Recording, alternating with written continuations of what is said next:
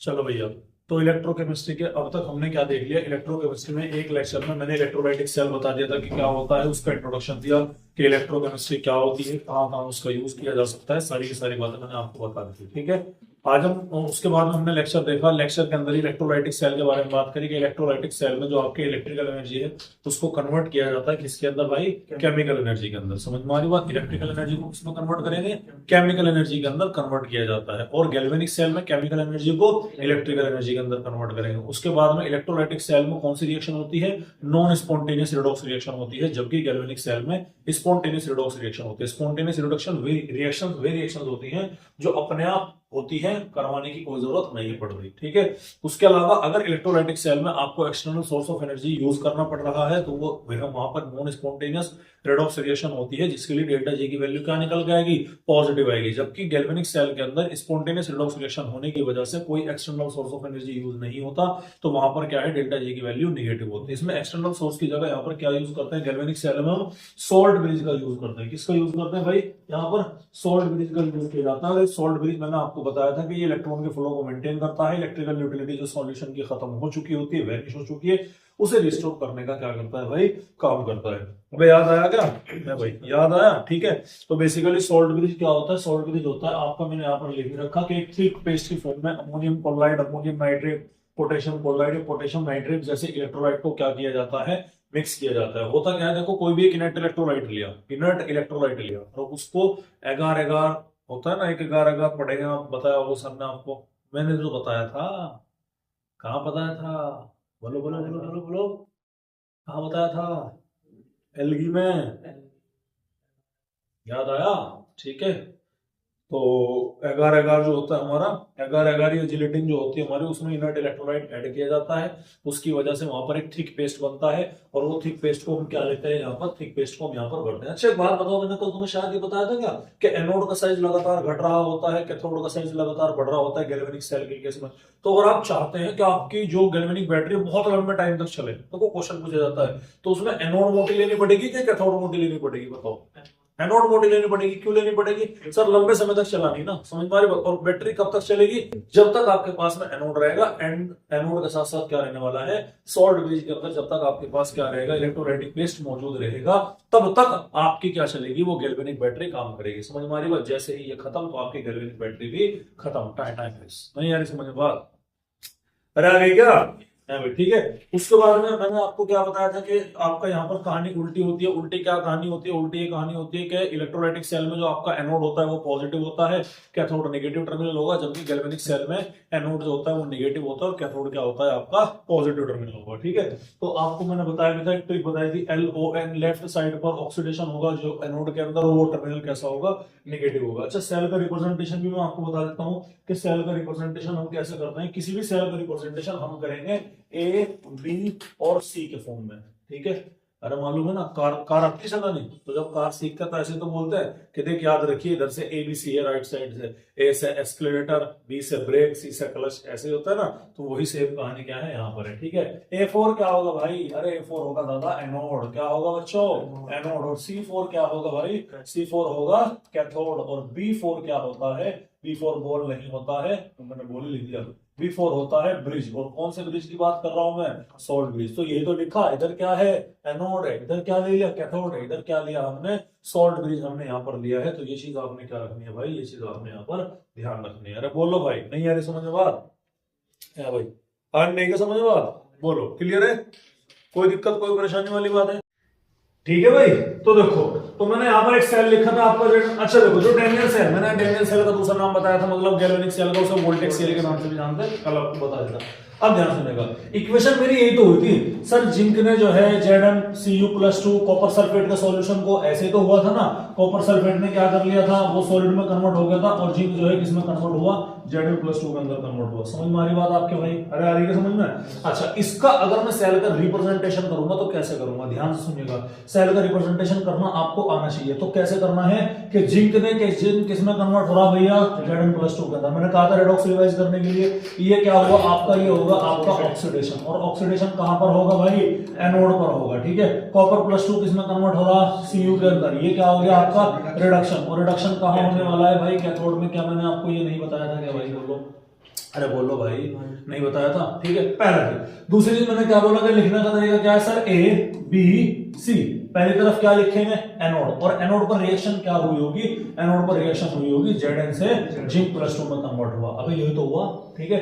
B4 क्या बनाना है भाई, सॉल्ट ब्रिज बनाना है। और कैथोड पर क्या हुआ, कैथोड पर हुआ सर Cu+2 किसमें कन्वर्ट हो रहा है, Cu के अंदर कन्वर्ट हो रहा। तो भाई ये आपको क्या रखना है, ये आपने यहाँ पर ध्यान रखना है। बोलो भाई, समझ में आ रही कि नहीं आ रही बात आपके, है भाई? अरे आ रही क्या, तुम यहाँ आ जाओ और भाई साहब आप यहाँ पर आ जाओ, ठीक है। क्लियर है? तो ये क्या है तुम्हारा, ये है आपका सेल का रिप्रेजेंटेशन करने का तरीका। अब देखो ये रिएक्शन ऐसे लिख रही, कैसे लिख रही, ये आपको पढ़नी सीखनी पड़ेगी। तो ये बात बताओ पहले, यहाँ तक समझ में आएगी नहीं है कि क्या कोई भी इक्वेशन अगर आपको दी गई है कि आप उसका सेल रिप्रेजेंटेशन लिख सकते हैं अंडर नॉर्मल कंडीशन। ज्यादातर आपको नॉर्मली मिलेगा, वो बहुत एडवांस लेवल की चीज है जो भी मैंने आपको बताई, ठीक है। वो आपके सिलेबस के अंदर है भी नहीं होना, मतलब सिलेबस के अंदर आ सकती है, ऐसा कोई हार्ड एंड फास्ट टूल नहीं है कि वो नहीं आ सकती, लेकिन ऐसा अब तक उसके ऊपर कोई क्वेश्चन नहीं आया वो, इसीलिए मैं उसे क्या करूंगा, जहां उसका टॉपिक की जरूरत पड़ेगी उसको मैं वहां लेने वाला हूं। बोलो भाई, यहां तक समझ में आ रही है नहीं आ रही बात? अब ध्यान सुनिएगा। अब जो मैं आपको क्या बनाया था, मैं गैल्वेनिक सेल बनाया था। क्या बनाया था भाई मैंने, गैल्वेनिक सेल। मैं दोबारा बना देता हूं सर, एक गैल्वेनिक एक सेल, एक कंटेनर मेरा क्या रहा, ये रहा। दूसरा कंटेनर क्या है, ये रहा। इधर क्या हो गई मेरी, एक एनोड हो गई। इधर क्या हो गई मेरी, कैथोड हो गई। दोनों के बीच में क्या भर दिया जी मैंने, इलेक्ट्रोलाइटिक सॉल्यूशन। अरे बोलो भाई, इन दोनों को कनेक्ट कर दिया बैटरी से, मतलब वायर से।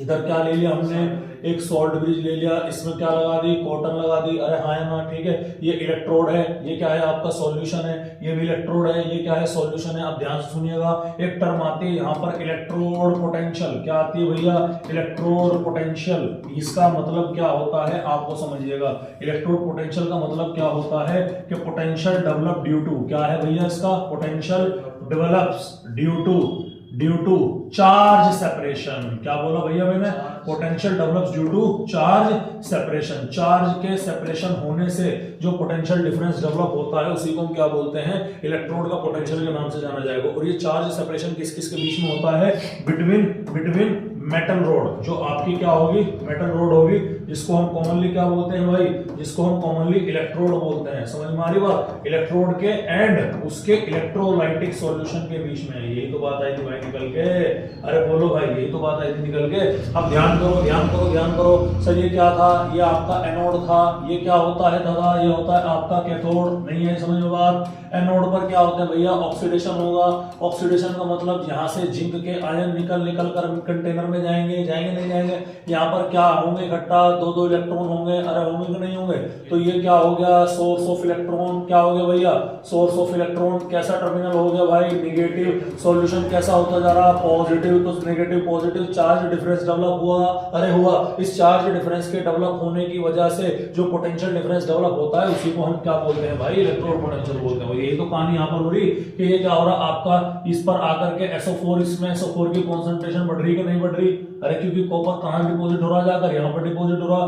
तो ये आपके पॉजिटिव इलेक्ट्रोड हो गया। अरे हुआ कि नहीं हुआ? सॉल्यूशन कैसा हो गया, निगेटिव हो गया। तो पॉजिटिव और निगेटिव के बीच में क्या आ रहा है, चार्ज सेपरेशन हो रहा, नहीं आ रहा। इसी को हम क्या नाम देते हैं भाई, इलेक्ट्रोड पोटेंशियल का नाम देते हैं। समझ में आ रही बात? तो इलेक्ट्रोड पोटेंशियल क्या है, समझ में आया? इलेक्ट्रोड पोटेंशियल सीधा सीधा एक पोटेंशियल डिफरेंस है जो डेवलप होता है चार्ज के सेपरेशन की वजह से। और वो किसके बीच में दिखाई पड़ता है आपको, मेटल की रोड के और इलेक्ट्रोलाइटिक सॉल्यूशन के। बोलो भाई, यहां तक कहानी समझ में आएगी नहीं है? अरे कोई दिक्कत परेशानी तकलीफ कोई समस्या किसी प्रकार की? बोलो भाई, कोई तो नहीं है? बड़े आगे। तो ये क्या था हमारा। अच्छा, इलेक्ट्रोड अगेन कितने टाइप के हैं सर हमारी?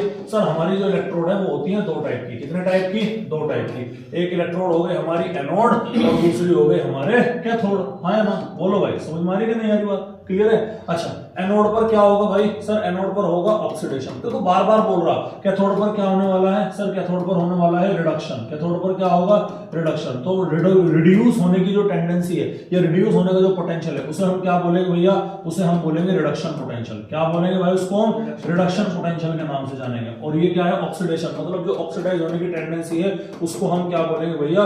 उसको बोलेंगे ऑक्सीडेशन पोटेंशियल। क्या बोलेंगे भैया? Oxidation potential. और पूरा का पूरा जो आपका सेल है उसमें एनोड भी होगी, उसमें कैथोड भी होगी। तो पूरे के पूरे सेल का अगर मैं इलेक्ट्रोड पोटेंशियल कैलकुलेट करने लगूं, इलेक्ट्रोड पोटेंशियल किसका कैलकुलेट कर रहा? पूरे के पूरे सेल का करूं, तो क्या मैं ऑक्सीडेशन पोटेंशियल जो आपका इलेक्ट्रोड पोटेंशियल है किसका, देखो जो एनोड का ऑक्सीडेशन पोटेंशियल है प्लस जो कैथोड का रिडक्शन पोटेंशियल है, क्या उन दोनों के सम के बराबर होगा कि नहीं होगा? अब कॉमन सेंस की बात है भाई, इसका जो पोटेंशियल है प्लस इसका जो पोटेंशियल है वही है, समझ में आ रही बात? अब मुझे एक बात बताओ, अगर आपको लीटर में किलोग्राम ऐड करने हो तो कैसे ऐड करोगे? लीटर में? हाँ किलोग्राम। हाँ, अब दोनों को सेम यूनिट करनी पड़ेगी। आरी बात समझ में? तो मैंने क्या बोला सर, ये ऑक्सीडेशन पोटेंशियल है, ये क्या बोल रहे रिडक्शन पोटेंशियल, लेकिन हम जो है या तो ऑक्सीडेशन पोटेंशियल में करो या फिर क्या करो रिडक्शन पोटेंशियल में। ध्यान सुनिएगा, इसकी ऑक्सीडेशन पोटेंशियल का मतलब क्या? ध्यान सुनिएगा, ये क्या करेगा? Loss of electron. ध्यान से सुनिएगा, लॉस ऑफ इलेक्ट्रॉन की वजह से जो पोटेंशियल डिफरेंस डेवलप होगा वो क्या होगा? Oxidation potential. ध्यान से सुनना मेरी बात, बहुत काम की बात बता रहा हूं, ठीक है? लॉस ऑफ इलेक्ट्रॉन की वजह से जो पोटेंशियल डिफरेंस डेवलप हुआ उसको हम क्या बोलेंगे? Oxidation potential. जितनी तेजी से ये इलेक्ट्रॉन लूज करना चाहेगा उतनी ही शिद्दत से ये इलेक्ट्रॉन को मना भी तो करेगा। नहीं यार समझ बात? ये क्या है? रिडक्शन का मतलब क्या है सर? Gain of electron. अरे तो मांगता है भाई, कौन है मांगता है? अलग नाम पे दे दे 2 इलेक्ट्रॉन, अलग नाम पे 1 इलेक्ट्रॉन दे दे। तो जिसके अंदर मांगने का हुनर आ गया वो डोनेट करना कहां से सीखेगा? क्या कंक्लूजन निकला सर? जिसका जितना ज्यादा रिडक्शन पोटेंशियल होगा उसका उतना ही क्या होगा? ऑक्सीडेशन पोटेंशियल उतना ही क्या है भाई? कम होगा, हाँ या ना? क्योंकि इलेक्ट्रॉन छोड़ रहे हैं भाई, मैं मांगने की आदत मुझे पड़ गई, मैं देने की आदत कैसे डाल लूंगा? और यहां पर मुझे क्या हो गई? डोनेट करने की आदत हो गई, तो मैं मांगने नहीं। समझ हमारी बात? तो जिसका ऑक्सीडेशन पोटेंशियल जितना ज्यादा है उसका रिडक्शन पोटेंशियल क्या होगा भाई? उतना ही कम होगा। बोलो भाई समझ में आ रही कि नहीं आ रही बात आपके? इसका मतलब मैं कह सकता हूं कि जो भी ऑक्सीडेशन पोटेंशियल होगा रिडक्शन पोटेंशियल के वो नेगेटिव में होगा कि नहीं होगा? बताओ, ऐसे तो लिखा जा सकता है। उसी प्रकार से यहां पर जो आपका रिडक्शन पोटेंशियल होगा वो आपके किसके बराबर होगा? माइनस ऑफ ऑक्सीडेशन पोटेंशियल के बराबर होगा, नहीं होगा? अब अगर मैं दोनों वैल्यू किसमें ले रहा हूं? रिडक्शन पोटेंशियल के रेस्पेक्टिव, ठीक है? तो ये मेरे इक्वेशन है, तो मैं आगे लिख करके दिखा देता हूं आपको। मैंने बोला ईएमएफ ऑफ द सेल, ये इलेक्ट्रोड पोटेंशियल पूरे के पूरे सेल का निकाल रहा हूं, तो वो क्या निकलेगा? इलेक्ट्रोड पोटेंशियल ऑफ किसका निकलेगा? एनोड का, प्लस इलेक्ट्रोड पोटेंशियल किसका निकलेगा भाई? कैथोड का निकलेगा। अबे यही तो बताया मैंने। अच्छा, एनोड का इलेक्ट्रोड पोटेंशियल कैसा होगा? Oxidation potential. तो क्या मैं लिख सकता हूं कि ईओपी ये किसका हुआ भाई? मेरा ये हुआ मेरा एनोड का, और ये मेरा क्या हो गया? ईआरपी यानी रिडक्शन पोटेंशियल, ये किसका हो गया भाई? मेरा कैथोड का हो गया। बोलो भाई समझ में आएगी नहीं आई बात? अच्छा, मुझे सारा का सारा रिडक्शन पोटेंशियल में लेना है। मैंने आपको अभी पीछे बताया है कि oxidation potential minus reduction potential के क्या होगा? बराबर होगा। तो क्या मैं यहां पर लिख सकता हूं ईओपी की जगह माइनस का ईआरपी नहीं लिख सकता क्या? बोलो भाई जरा, लिख सकता हूं ना? ईआरपी अब ये किसका हो गया? हमारा एनोड का हो गया, और ये प्लस का क्या हो गया? हमारा ईआरपी किसका हो गया भाई? ये हमारा कैथोड का हो गया। नहीं यार समझ में बात? ये क्या है हमारा? ये है हमारा ईएमएफ ऑफ द सेल होगा, ठीक है? अच्छा, ईएमएफ ऑफ द सेल अगर मैं फाइनली निकाल लूं तो माइनस का साइन को सेटिस्फाई कर दूं तो हम लिख सकते हैं ईआरपी किसका? कैथोड का, और ईआरपी ऑफ कैथोड में से माइनस कर देंगे किसका भैया? ईआरपी ऑफ एनोड को माइनस कर देंगे। बोलो भाई समझ में आई कि नहीं आई बात आपकी? क्लियर है? अरे तो ये क्या है आपकी? ये आपका सेल का इलेक्ट्रोड पोटेंशियल निकल करके आ जाएगा। समझ में आ रही बात? लेकिन प्रॉब्लम क्या है कि बेटा जो सेल का हम इलेक्ट्रोड पोटेंशियल निकालते हैं, ठीक है, जो सेल का हम क्या निकालते हैं? Electrode potential. लिखा नहीं इलेक्ट्रोड पोटेंशियल में होता है। जो सेल का हम क्या निकालते हैं भैया? जो सेल का हम इलेक्ट्रोड पोटेंशियल निकालते हैं, सॉरी, जो सेल का हम क्या निकालते हैं? जो सेल का हम इलेक्ट्रोड पोटेंशियल निकालते हैं,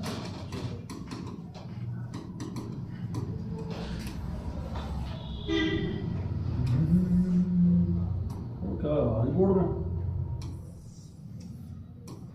बस भाई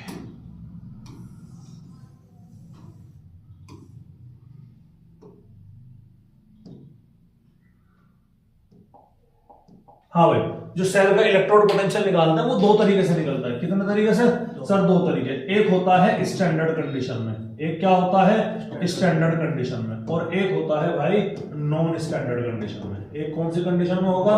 नॉन स्टैंडर्ड कंडीशन के अंदर होगा। आपको क्या रखना है भाई? ये चीजें याद रखनी, पहली बात। दूसरी चीज क्या है सर? स्टैंडर्ड कंडीशन का मतलब क्या है? स्टैंडर्ड कंडीशन वो कंडीशन होगी जहां टेम्परेचर कितना होगा? 298 केल्विन, प्रेशर अगर गैस लेंगे तो कितना लेना पड़ेगा 1 atm, और किसी भी चीज की जो आप कॉन्सेंट्रेशन यानी कि जो आप वहां पर हाइड्रोजन आयन की कॉन्सेंट्रेशन है वो कितनी रखेंगे आप, वो रखेंगे भैया यहाँ पर आप 1 मोलर की। कितनी रखोगे भाई 1 मोलर की, आपको वहां पर हाइड्रोजन आयन की कॉन्सेंट्रेशन रखनी पड़ेगी, तो वो आपका क्या कहलाया जाएगा, वो आपका स्टैंडर्ड कंडीशन कहलाई जाएगी। नॉन स्टैंडर्ड का मतलब क्या है, देखिएगा ये 3 है, जरूरी नहीं है कि तीनों के तीनों ना हो, इन तीनों में से लिख देता हूं मैं कि इन तीनों में से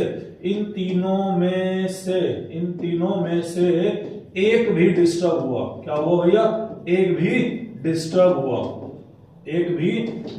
हुआ तो कंडीशन कैसी होगी भाई, कंडीशन होगी भाई नॉन स्टैंडर्ड, याद रखना है आपको, ठीक है। यानी कि तीनों का होना जरूरी नहीं है। फॉर एग्जांपल मान लो टेम्परेचर 298 केल्विन आ गया, प्रेशर 1 atm आ गया, और कंसंट्रेशन यहाँ पर कितनी आ गई, कंसंट्रेशन हाइड्रोजन आयन ही लेंगे, यहाँ पर कंसंट्रेशन किसी भी चीज की 1 मोलर ही ली जाएगी, ठीक है। यहाँ पर हमने क्या ले लिया, कंसंट्रेशन कितनी आ गई भाई हमारी, कंसंट्रेशन हमने ले ली यहाँ पर 1 मोलर की ले ली, समझ में आ रही बात। टेम्परेचर 298 केल्विन ले लिया, प्रेशर भी 1 atm ले लिया, लेकिन कंसंट्रेशन ही डिफर कर दी तो कंडीशन क्या हो गई, नॉन स्टैंडर्ड।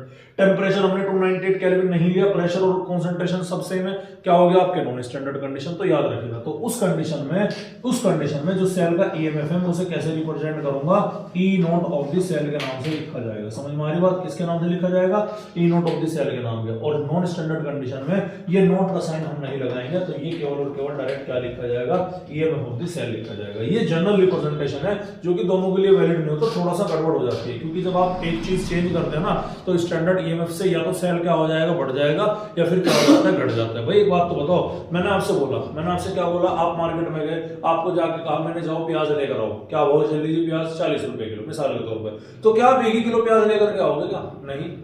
आप 60 रुपए लेके चले गए, क्या 60 में भी 1 किलो लेकर के आओगे क्या, नहीं। ज्यादा भी हो सकती है, आप 20 लेके गए, क्या तब भी 1 ही लेकर आओगे क्या, नहीं, कम भी हो सकता है। तो होने का मतलब यह कि स्टैंडर्ड पर जो आपका स्टैंडर्ड कंडीशन का क्या निकलेगा, ईएमएफ निकलेगा, उसकी वैल्यू क्या होगी, ई नोट ऑफ किसका, कैथोड का जो आपका इलेक्ट्रोड पोटेंशियल है माइनस ई नोट ऑफ क्या हो गई भाई, एनोड हो गई, उसकी तो डायरेक्ट वैल्यू क्या होगी, ये निकल के आ गई, ठीक है। लेकिन जैसे कंडीशन नॉन स्टैंडर्ड हुई भाई, आपने स्टैंडर्ड रेट माना 40 रुपए किलो, जैसे कंडीशन क्या हुई भाई हमारी नॉन स्टैंडर्ड कंडीशन हुई, तो वो value EMF of this cell यानी कि स्टैंडर्ड से या तो बढ़ करके आएगी या घट करके आएगी। 40 रुपए किलो की प्याज को है, तुम 60 लेके चले गए तो वैल्यू तो ज्यादा आएगी ना, और तुम क्या लेके चले गए, आप जो है वो लेके चले गए 20 रुपए लेके गए, तो प्याज क्या आएगी, कम आएगी। ऐसा ही कि जैसे स्टैंडर्ड तो ये है, स्टैंडर्ड तो ये है कि EMF of the cathode minus EMF of the anode, standard तो ये है। लेकिन अगर आपने नॉन स्टैंडर्ड कंडीशन ले ली तो या तो स्टैंडर्ड से वैल्यू क्या आएगी, ज्यादा आएगी, या वैल्यू क्या आती है आपकी कम निकल कर आएगी। ये आपको क्या रखना है, ध्यान रखना है। बोलो भाई समझ में आ रही है नहीं आ रही बात। तो उस कंडीशन पर हम सेल का जो इलेक्ट्रोड पोटेंशियल निकालते हैं वो किसकी बदौलत निकाला जाता है, वो निकाला जाता है नर्स्ट इक्वेशन की मदद से। किसकी मदद से निकालते हैं भाई, नर्स्ट इक्वेशन की मदद से निकालते हैं। और ये चीज हम क्या करेंगे भाई, ये चीज हम आगे देखने वाले हैं। बोलो भाई यहां तक कहानी समझ में आई कि नहीं है, अरे बोलो भाई यहां तक कहानी समझ में आई नहीं है। अब सवाल ये उठता है सर हमने स्टैंडर्ड कंडीशन में आखिर निकाला तो निकाला कैसे, समझ में आ रही बात। चलिए तो इसके लिए मैं आपको एक एग्जांपल बताता हूं। इसके लिए मैंने आपको एक एग्जांपल क्या बताया, ये मेरे पास में क्या है, चार्जर है। ये मेरे पास क्या है, एक चार्जर है। ये 80 वाट का हमारे पास चार्जर है, ठीक है। इस चार्जर का वेट करता हूं अब, ठीक है। इस चार्जर का मैंने वेट किया और इस चार्जर का वेट मान लो कितना होगा, इस चार्जर का वेट मान लो 100 ग्राम, 150 ग्राम, 200 ग्राम मान लो, 200 ग्राम के वेट मतलब ग्राम है, ठीक है। इस चार्जर का वजन कितना हो गया भैया, 200 ग्राम के करीब इस चार्जर का वजन है। ध्यान सुनिएगा, अब ये मैंने पूरा का पूरा वेट किया, इस चार्जर का वजन कितना आ गया मेरा 200 ग्राम, ठीक है। अब मैंने इसे निकाला और इसे निकाल करके इसका वजन किया, तो इसका वजन कितना आया निकल के 200 ग्राम, ठीक है। तो बताओ इस कोड का वजन कितना है, 200 ग्राम में इसका कोड का वजन कितना है, 0 आ गया, ठीक है। ध्यान से सुनना मेरी बात, क्या इसका 0 ही है क्या, नहीं है, लेकिन हो सकता है मैंने अज्यूम किया है, ठीक है। अच्छा 1 दर्जन में अगर मैं बोलूं आपको 1 दर्जन जो है तरबूज लेकर आने, तो कितने तरबूज लाओगे, हैं? 1 दर्जन तरबूज नहीं आने, क्यों? अच्छा यूं किसी ने कहा कि दर्जन मतलब क्या ले आऊंगा, वाह भाई वाह, कैसे कैसे नमूने भरे पड़े। अबे 1 दर्जन मैंने बोला तरबूज लेकर आओ, दर्जन में कितने तरबूज लाओगे, 12 ही क्यों, 10 ले आओ, 1 दर्जन में 10 ले आओ। सोचो 1 किलो में कितने ग्राम है, क्यों, 1 लीटर में कितने ml है, 1 लीटर में कितने ml होते हैं भाई साहब, एक मतलब 1 मीटर में कितने सेंटीमीटर होते हैं? 100 सेंटीमीटर। सवाल ये क्यों? ये तो चलो 1000 100 तो समझ में आता है, लेकिन 1 दर्जन में 12 ही क्यों? 10 क्यों नहीं मानने? 10 मानते तो कैलकुलेशन इजी पड़ जाती। 10 का पढ़ा तो सबके याद है, 10 20 30 40 50 60 70 80 90 100। अब हो सके 12 का पढ़ा किसी 12 12 24 36 48 60, इसके बाद में दम तोड़ जा रहे 72 12 से 72 होते हैं, 12 से तो सर 84 होते हैं। समझ रहे नहीं से मेरे बात को? क्यों सर? क्योंकि माना है। तो ऐसे ही हमने भी दिमाग लगाया कि यार कोई ना कोई तो हमें ऐसा लेना पड़ेगा स्टैंडर्ड कंडीशन में कि जिसको हम मान सके। तो हमने क्या कहा? हमने कहा कि चलो हम मानते हैं, किसको लेते हैं? हम लेते हैं शी को। किसको लेते हैं? शी कोई एक लड़की है। कौन है भैया? एक लड़की है। S4 standard, S4 standard, H4 hydrogen. आ रही बात समझ में? E4 क्या हुआ भाई? E4 इलेक्ट्रोड हुआ। तो हमने क्या लिया? हमने लिया स्टैंडर्ड हाइड्रोजन इलेक्ट्रोड। मुझे एक बात बताइएगा, again again again again again again again एक बात बताइएगा, ये मेरा चार्जर है, ठीक है? क्या मैं इससे फोन चार्ज कर सकता हूँ? क्या कर सकता हूँ? ठीक है। क्या मैं इससे फोन का चार्ज कर सकता हूँ? सिर्फ नहीं कर सकता। क्या मैं सिर्फ इससे फोन चार्ज कर सकता हूँ? क्या नहीं कर सकता। लेकिन दोनों को मिला करके मैं क्या कर सकता हूँ भैया? दोनों को मिला करके मैं फोन चार्ज कर सकता हूँ, ठीक है? वजन की बात करूँ, इसका कोई वजन नहीं है। इसका क्या है? इसका कुछ ना कुछ तो क्या है भाई? वजन है। इसलिए मैंने आपको ये एग्जांपल दिया था, ठीक है? अब समझिएगा शी का मतलब क्या है। देखो, शी का मतलब है स्टैंडर्ड हाइड्रोजन इलेक्ट्रोड। अब हाइड्रोजन तो गैस होती है, तो ये इलेक्ट्रोड कैसा होगा भैया? पहली तो बात, ये इलेक्ट्रोड होगा गैसियस इलेक्ट्रोड। कैसा इलेक्ट्रोड होगा? गैसियस इलेक्ट्रोड होगा। किस टेम्परेचर पर बनाया जाएगा? बोलो जल्दी करके, शाबाश, जल्दी बोलो। किस टेम्परेचर पर बनाएंगे? 298 केल्विन पर। क्यों बनाएंगे 298 पर? स्टैंडर्ड कंडीशन ले रहे ना। अच्छा बताओ, यहाँ पर प्रेशर कितना रखना पड़ेगा गैस का? 1 atm। अरे भैया, जब इलेक्ट्रोड गैसेस है तो गैस भरी होगी नहीं होगी? तो कितना वो रहेगा इसका प्रेशर? 1 atm। कॉन्सेंट्रेशन, हाइड्रोजन है तो हाइड्रोजन का इलेक्ट्रोलाइट लेना पड़ेगा, तो कॉन्सेंट्रेशन यहाँ पर यानी कि हाइड्रोजन आयन की जो कॉन्सेंट्रेशन लेनी होगी वो कितनी लेनी पड़ेगी? यहाँ पर 1 मोलर की यहाँ पर क्या होती है भाई? लेनी पड़ती है। और बोलो भाई, यहाँ तक बात समझ में आ रही कि नहीं आ रही बात? तो ये जब आप इस तरह की कंडीशन आप यहाँ पर लेते हो तो उसको आप क्या कहलाया जाएगा? वो आपका स्टैंडर्ड हाइड्रोजन इलेक्ट्रोड कहलाया जाएगा। यूजुअली इसको हम कहां प्लेस करते हैं? Placed at the left side. क्या करते हैं? Placed at the left side. अब आप बोलोगे सर क्यों? क्योंकि हमने ये माना कि हाइड्रोजन का जो ऑक्सीडेशन पोटेंशियल है वो और जो रिडक्शन पोटेंशियल है वो दोनों ही 0.00 वोल्ट है। मतलब ये ना तो इलेक्ट्रॉन देना चाहता है ना इलेक्ट्रॉन छोड़ना चाहता है। इलेक्ट्रॉन लेने देने के दौरान, मैंने सुनिएगा, इलेक्ट्रॉन लेने देने के दौरान मैंने क्या बोला? इलेक्ट्रॉन लेने देने को जो ऑक्सीडेशन पोटेंशियल है या जो रिडक्शन पोटेंशियल है, यानी चार्ज सेपरेशन जो यहां पर है वो क्या है? वो एनोड पर भी कितना है? न्यूट्रल, मतलब 0 मान लिया। और अगर इलेक्ट्रॉन के गेन के रिस्पेक्टिव बात करें वो भी क्या हो गया हमारा? वो भी 0 हो गया। तो हमने इतना माना, वही वाली बात हो गई। तो फिर सर इसका क्या किया गया? इसको केवल दूसरे वाले मेटल के साथ में जोड़ जोड़ करके हमने देखा। अरे सर क्यों देखा? वही वाली कहानी है कि एक का तो 0 है और दूसरे का कुछ ना कुछ तो निकल के आएगा। तो जो पूरा का पूरा भाई पूरा निकालना जरूरी है मोबाइल चार्ज करने के लिए। तो सर्किट कंप्लीट करने के लिए हमने इसको लिया, इसका 0 है, तो जो ओवरऑल निकल करके आएगा वो किसका आएगा? वो पूरा का पूरा तो दूसरे का निकलेगा। समझ में आ रही कि नहीं आ रही बात? तो ये क्या कहानी थी हमारी? ये थी हमारी स्टैंडर्ड हाइड्रोजन इलेक्ट्रोड को लेकर के। अब मैं थोड़ा सा इसकी कंस्ट्रक्शन कर देता हूं। देखिएगा, ये मेरा क्या है? ये मेरा कंटेनर होगा कि नहीं होगा? ठीक है, क्लियर सी बात है। तो ये इस तरह से होगा आपका ए, इस तरह से, ठीक है। ये आपका क्या रहा? इस तरह से है। ये आपका क्या हो गया? प्लेटिनम का टुकड़ा, ठीक है। यहां से आप क्या लोगे? ये आपकी वायर होगी, ठीक है, जो इस तरह से क्या होगी? लटकी होगी। और यहां से आप क्या डालेंगे? यहां से आप डालेंगे हाइड्रोजन की गैस, ठीक है। ये प्लेटिनम का वायर हो गया, ये प्लेटिनम का पीस हो गया, प्लेटिनम पीस हो गया। और ये आपकी क्या हो गई? ये आपकी मेटेलिक वायर हो गई। क्या हो गई भैया? ये आपकी मेटेलिक वायर हो गई। इसके अंदर एक इलेक्ट्रोलाइटिक सॉल्यूशन हम यहाँ पर भर सकते हैं और वो इलेक्ट्रोलाइटिक सॉल्यूशन क्या होगा? HCl H2SO4, जो आपके हाइड्रोजन आयन की कॉन्सेंट्रेशन जो यहाँ पर होती है वो इलेक्ट्रोलाइटिक सॉल्यूशन हम यहाँ पर क्या कर सकते हैं? भर के रख सकते हैं। समझ में आ रही बात आपको? तो ये चीज क्या रखनी है भाई? आपको ये चीज यहाँ पर ध्यान रखनी है। ये स्टैंडर्ड हाइड्रोजन इलेक्ट्रोड का क्या किया जाता है? ये हम यहाँ पर इस्तेमाल करना है। सर इससे बेनिफिट क्या हुआ? इससे बेनिफिट ये हुआ कि यहाँ पर बाकी जो दूसरे के साथ में जिसे हम कनेक्ट करेंगे, अब ये कर दिया ना हमने यहाँ पर, ठीक है, ये कर दिया। अब इसके बराबर में हम दूसरे लेकर के आएंगे तो सर्किट तो कंप्लीट हो गया ना, करंट फ्लो होगा। अब वो करंट कितना फ्लो होगा? इलेक्ट्रोड पोटेंशियल वो जो भी होगा वो दूसरे वाले का होगा, इसका नहीं होगा, क्योंकि इसका मैंने क्या मान लिया? इसको तो 0 मान लिया। तो जो ओवरऑल ओवरऑल निकल करके आएगा वो किसका निकल के आएगा भाई, ओवरऑल निकल के आएगा वो किसी दूसरे का निकल के आएगा। बोलो भाई यहाँ तक कहानी समझ में आई कि नहीं आई? अरे बोलो भाई यहाँ तक कहानी समझ में आई कि नहीं आई? तो इसके आगे वाला हिस्सा क्या होगा, इसके आगे वाला आप चाहें तो यहाँ पर आधा सॉल्ट ब्रिज बना करके भी दिखा सकते हैं। क्या दिखा सकते हैं भैया आप यहाँ पर आधा सॉल्ट ब्रिज बना करके भी आप क्या दिखा सकते हैं, यहाँ पर आप दिखा सकते हैं इजीली। बोलो भाई यहाँ तक कहानी समझ में आई? तो ये क्या था हमारा, ये था हमारा स्टैंडर्ड हाइड्रोजन इलेक्ट्रोड पोटेंशियल। और उसको निकालने का सीधा सीधा तरीका क्या है, इसको निकालने का सीधा सीधा तरीका यही है कि ईएमएफ ऑफ द सेल, और नोट लगाना है आपको, ठीक है, इज इक्वल टू वो क्या निकल के आएगा, standard EMF of cathode minus में क्या आ गया, स्टैंडर्ड ईएमएफ ऑफ एनोड। और एनोड हम कहां रखते हैं, लेफ्ट साइड पर। तो अगर मैंने हाइड्रोजन को एनोड के तौर पर रखा, इसका जीरो निकल गया, तो जो सेल का ईएमएफ है वही क्या होगा, वो कैथोड के ईएमएफ के जितना ही निकल करके आएगा। बोलो भाई नहीं नहीं नहीं इतना डिस्टर्ब करो। हाँ ये रहा नहीं।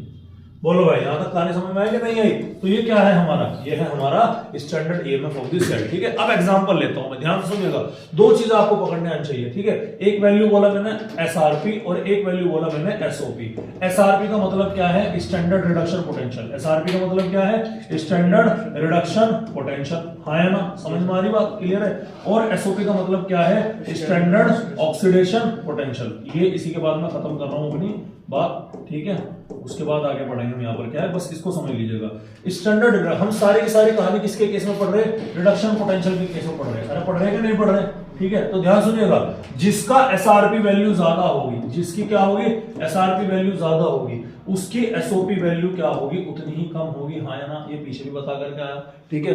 मतलब एसआरपी वैल्यू को मतलब रिडक्शन पोटेंशियल जिसका ज्यादा है, बोले तो कि इलेक्ट्रॉन क्या कराना चाह रहा, वो इलेक्ट्रॉन को गेन करना चाह रहा है। जिसकी इलेक्ट्रॉन गेन करने की टेंडेंसी ज्यादा होगी, उसकी इलेक्ट्रॉन को छोड़ने की टेंडेंसी उतनी ही कम होगी। और जिसकी एसआरपी वैल्यू ज्यादा होगी वो क्या कहलाया जाएगा हमारा, वो हमारा एनोड होगा, ठीक है। जिसकी एसआरपी वैल्यू यहाँ पर क्या होगी भैया, कम होगी, और उसको हम क्या बोलेंगे भाई, उसको बोलेंगे हम कैथोड बोलेंगे, आपको याद रखना, ठीक है। फॉर एग्जांपल मैंने बोला कि कोई भी एक वो है माइनस के 0.76 वोल्ट है, प्लस का 0.34 वोल्ट है, और ये दोनों के दोनों क्या है, एसआरपी वैल्यू है। क्या है भैया, ये एसआरपी वैल्यू है। तो मुझे बताओ कि इन दोनों में कैथोड कौन सा और एनोड कौन सा। सर ये वैल्यू क्या है, ये ज्यादा है, तो ये क्या हो गया मेरा, ये हो गया मेरा कैथोड है। ये वैल्यू माइनस में है, कम है, तो ये क्या हो गया भाई हमारा, ये हो गया हमारा एनोड हो गया। याद रखना है आपको। बोलो भाई यहाँ तक कहानी समझ में आई कि नहीं है बात। और इसीलिए मैं आपको बता देता हूँ कि ये वैल्यू किसकी होती है, ये वैल्यू होती है Zn+2 और जिंक की। आ रही बात समझ में, ये किसकी है, Zn+2 और जिंक की, यानी कि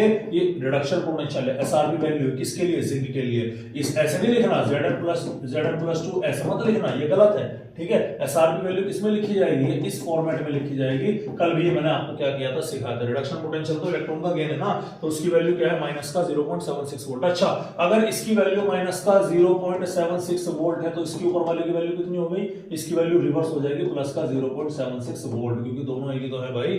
हमारी बात समझ में। और मैंने बोला कि ये दूसरे के क्या होते हैं, अपोजिट होते हैं, ठीक है भाई। तो ये वैल्यू कितनी होगी, माइनस का 0. और ये किसकी हो गई हमारे Cu+2 कॉपर की, यानी कि कॉपर की एसआरपी वैल्यू है, और ये किसकी एसआरपी वैल्यू है भाई, यहाँ पर जिंक की एसआरपी वैल्यू। तो अगर मैं यहाँ पर सेल का ईएमएफ निकालता हूँ, ईएमएफ ऑफ द सेल क्या है देखिएगा। तो यहाँ पर ये क्या है, एनोड है, ये क्या है, कैथोड है। तो कैथोड की वैल्यू कितनी है, 0.34 माइनस एनोड की वैल्यू कितनी है, 0.76, वो भी माइनस का।